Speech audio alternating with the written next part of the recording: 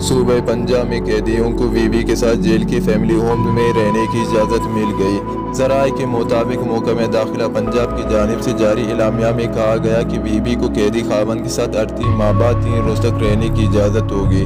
قیدی کا 5 سال تک کا بچہ بھی والدین کے ساتھ رہ سکے گا۔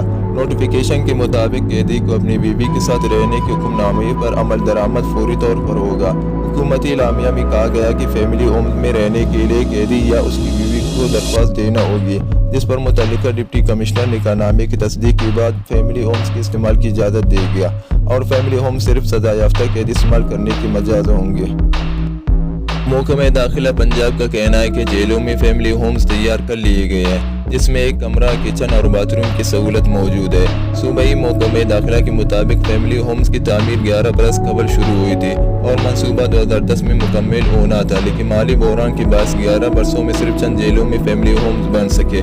محکمہ داخلہ پنجاب کا کہنا ہے کہ فیصل آباد، ملتان اور لاہور میں فیملی ہومز تیار ہیں۔